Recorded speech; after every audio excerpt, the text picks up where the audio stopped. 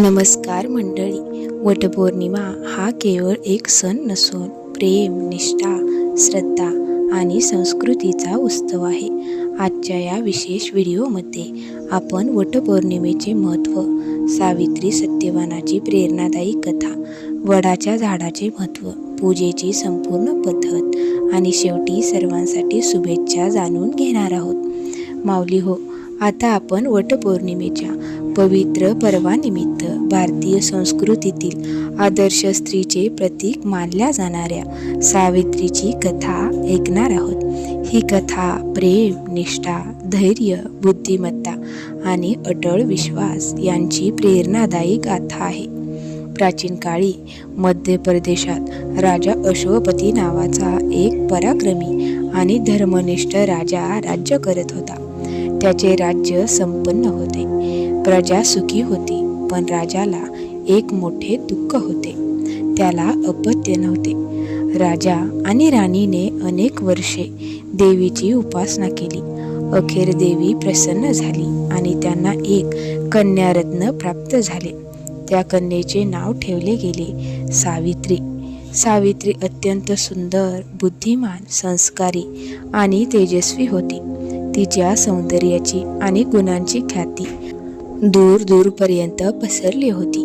योग्य वय झाल्यावर राजाने सावित्रीला तिचा जीवनसाथी निवडण्याची परवानगी दिली. अनेक राज्यात भ्रमण केल्यानंतर सावित्रीने सत्यवान नावाच्या राजपुत्राची निवड केली. सत्यवान अत्यंत सद्गुणी, शूर आणि प्रामाणिक होता, परंतु त्याचे वडील राज्य गमावून जंगलात राहत होते. जेव्हा सावित्रीने सत्यवानाची निवड केली तेव्हा दरबारात आलेल्या नारद मुनी यांनी एक भयंकर भविष्य सांगितले. सत्यवान सर्व गुणांनी परिपूर्ण आहे, पण त्याचे आयुष्य फार कमी आहे. अवघ्या 1 वर्षात त्याचा मृत्यू होईल. हे ऐकून सर्वजण चिंतेत पडले. राजाने सावित्रीला दुसरा वर निवडण्यास सांगितले, पण सावित्री ठाम होती. ती म्हणाली, एकदा निवडलेला पती मी कधीही बदलणार नाही. सत्यवानच माझा पती आहे आणि राहील. अखेर सावित्रीचा विवाह सत्यवानाशी झाला. लग्नानंतर सावित्री जंगलात साधे जीवन जगू लागली, पण तिला नारद मुनींचे शब्द सतत आठवत होते. जसजसा तो दिवस जवळ येऊ लागला तसतशी तिची चिंता वाढत होती. सत्यवानाच्या मृत्यूच्या 3 दिवस आधी सावित्रीने कठोर उपवास आणि प्रार्थना सुरू केली. नियतीने ठरवलेला दिवस उजाडला. त्या दिवशी सत्यवान लाकूड तोडण्यासाठी जंगलात गेला. सावित्रीही त्याच्या सोबत गेली. काम करत असताना सत्यवानाला अचानक तीव्र डोकेदुखी सुरू झाली. तो सावित्रीच्या मांडीवर डोके ठेवून विश्रांती घेऊ लागला. थोड्याच वेळात त्याचा प्राण निघून गेला. तेवढ्यात यमलोकाचे अधिपती यमराज तेथे प्रकट झाले आणि सत्यवानाचा प्राण घेऊन निघाले. सावित्री त्यांच्या मागे चालू लागली. यमराज म्हणाले, सावित्री, आता परत जा. मृत व्यक्तीसोबत कोणी येऊ शकत नाही. पण सावित्रीने धर्म, सत्य आणि कर्तव्य यांवर आधारित इतके सुंदर विचार सांगितले की यमराज प्रभावित झाले. यमराज म्हणाले, तुझ्या बुद्धिमत्तेने आणि निष्ठेने मी प्रसन्न झालो आहे.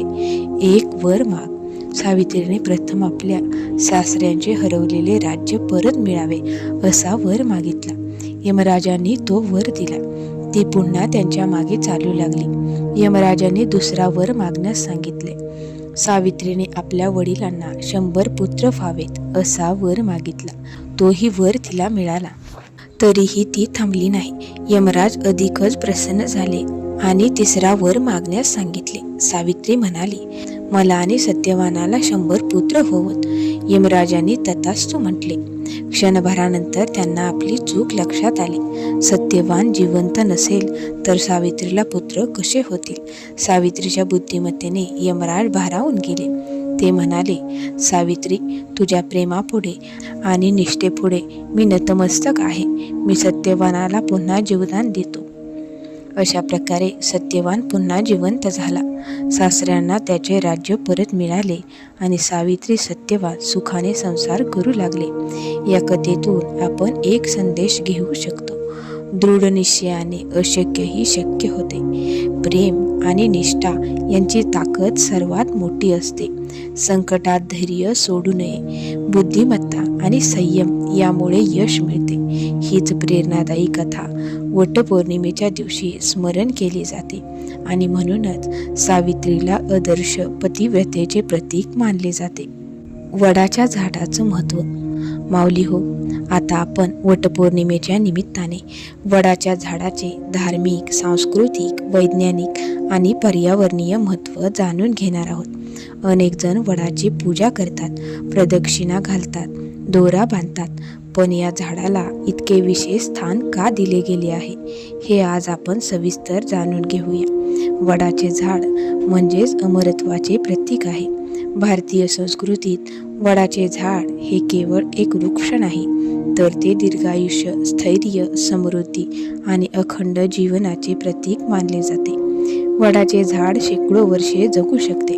त्यांच्या फांद्यामधून नवीन मुळे खाली येतात आणि पुन्हा जमिनीत रुजतात. त्यामुळे हे झाड सतत वाढत राहते. म्हणूनच वडाला अक्षय वृक्ष असेही म्हटले जाते.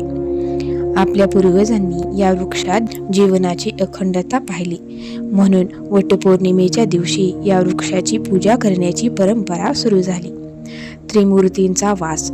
धार्मिक मान्यतेनुसार वडाच्या झाडामध्ये ब्रह्मा, विष्णू आणि महेश यांचा वास असतो. मुळांमध्ये ब्रह्मदेव, खोडामध्ये भगवान विष्णू, फांद्यामध्ये भगवान शंकर अशी श्रद्धा आहे. म्हणून वडाची पूजा म्हणजे साक्षात त्रिमूर्तीची पूजा मानली जाते. सावित्री आणि वडाचे झाड.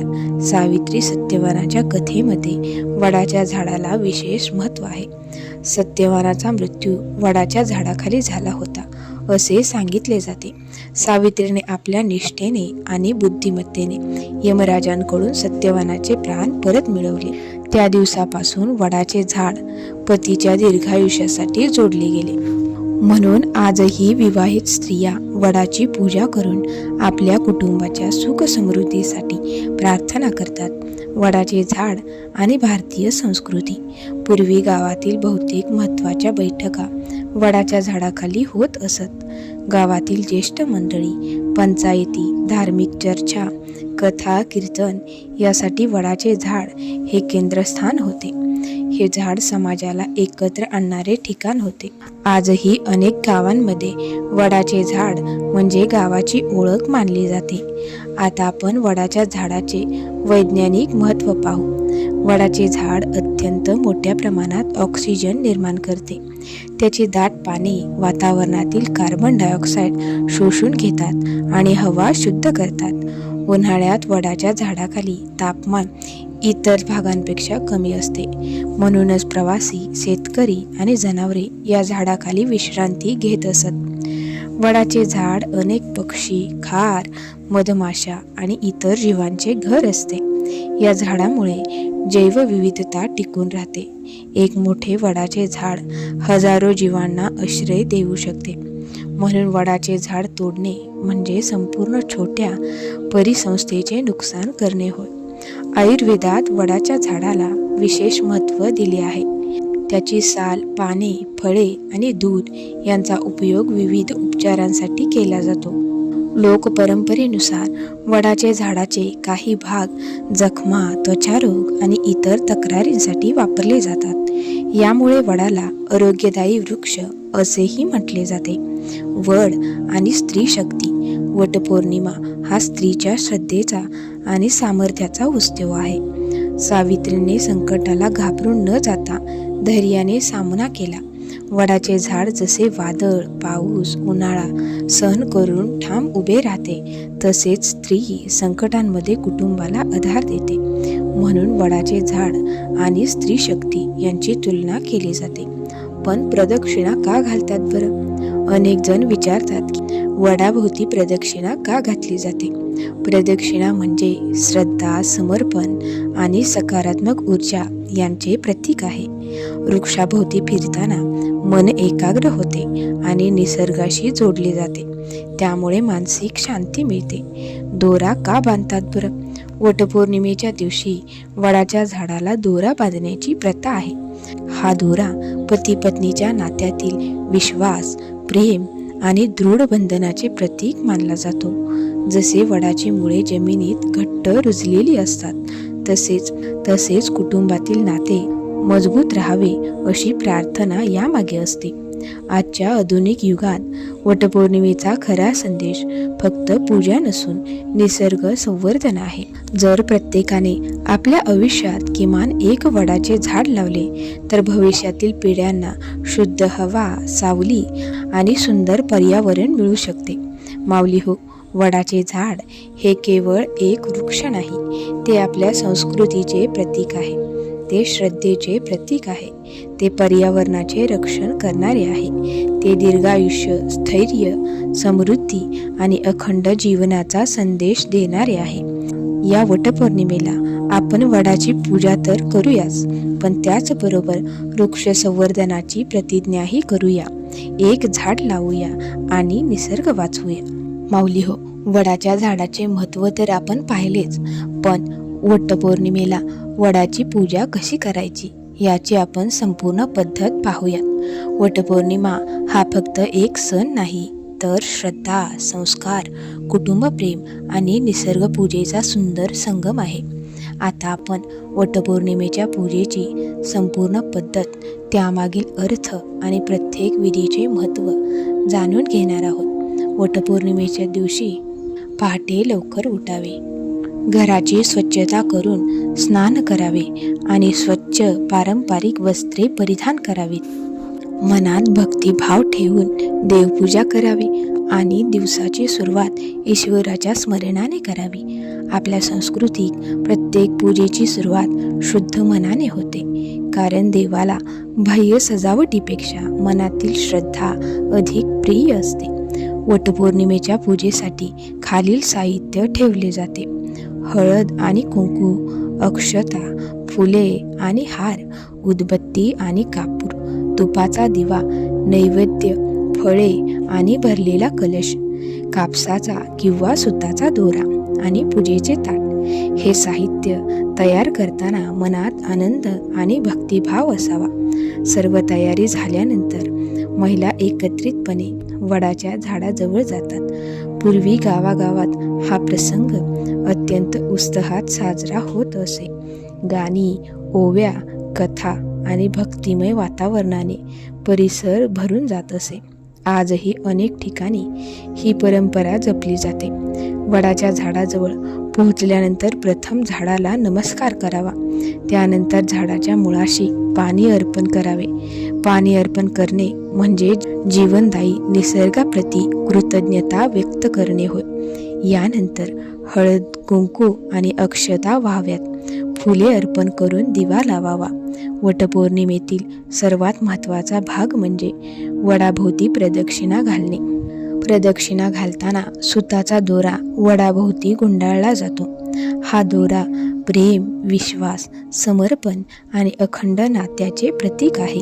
प्रदक्षिणा घालताना मन शांत ठेवावे आणि कुटुंबाच्या सुखसमृद्धीसाठी प्रार्थना करावी. प्रदक्षिणेनंतर सावित्री सत्यवानाची कथा ऐकली किंवा वाचली जाते. ही कथा केवळ धार्मिक नाही, तर जीवनाला दिशा देणारी आहे. संकटांवर मात करण्यासाठी धैर्य, संयम आणि बुद्धिमत्ता किती महत्त्वाची आहे हे या कथेतून समजते. कथा संपल्यानंतर सर्वांनी मनोभावे प्रार्थना करावी. हे परमेश्वरा, आमच्या कुटुंबाला सुख, समृद्धी, आरोग्य आणि आनंद प्रदान कर.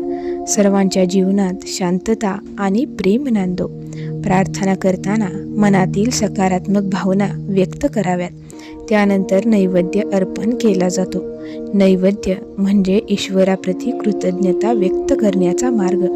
जे काही आपल्याला मिळाले आहे ते सर्व ईश्वराच्या कृपेने मिळाले आहे, ही भावना यामागे असते.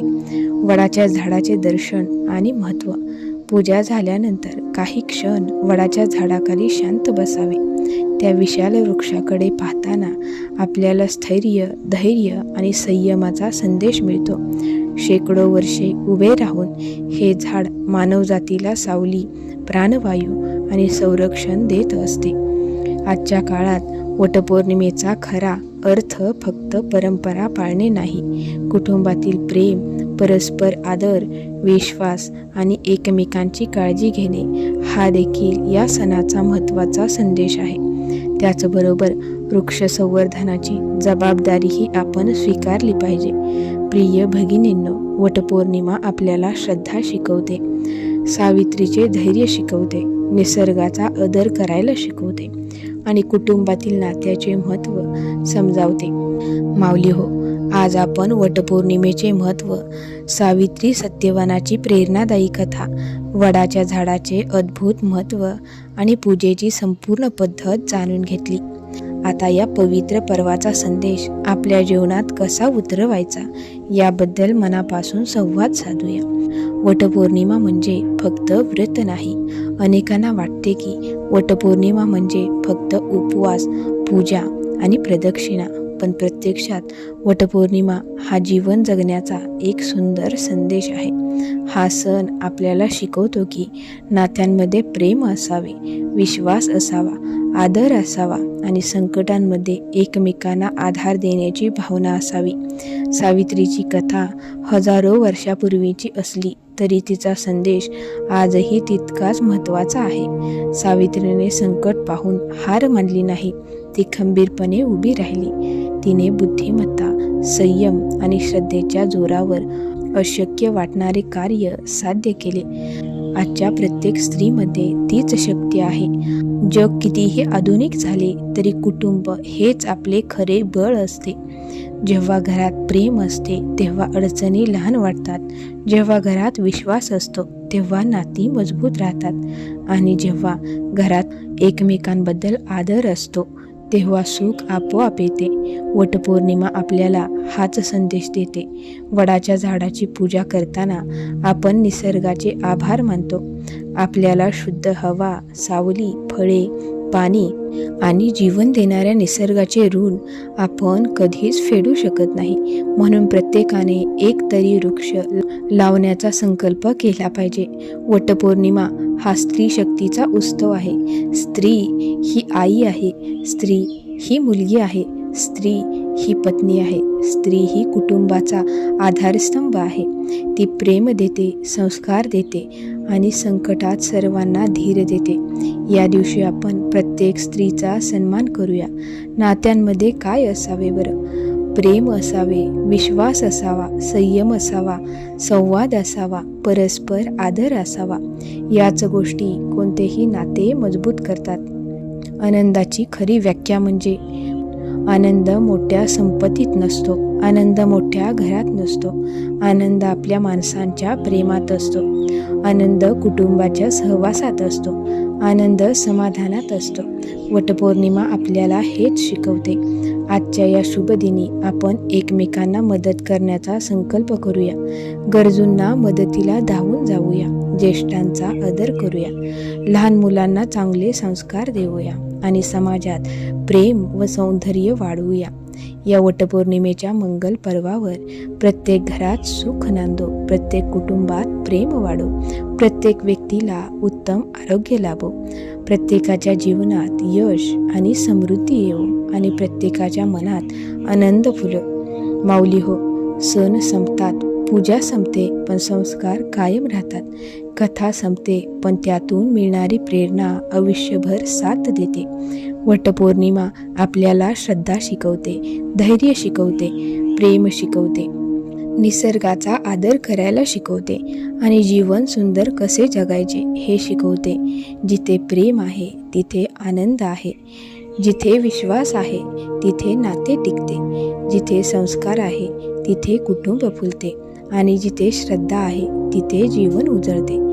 या पवित्र दिवशी आपण सर्वांनी आनंद, प्रेम, सौंदर्य आणि निसर्ग संवर्धनाचा संकल्प करूया. माऊली हो, हा संदेश फक्त स्त्रियांसाठी नव्हता तर पुरुषांसाठी देखील होता. कुटुंबातील जर प्रत्येक स्त्रीने आणि पुरुषाने जर ठरवलं तर देश पुढे जायला काहीच वेळ लागणार नाही. भक्त हो, श्रद्धा असो मनात, प्रेम असो नात्यात आणि आनंद असो प्रत्येक घरात. तुम्हा सर्वांना वटपौर्णिमेच्या हार्दिक शुभेच्छा.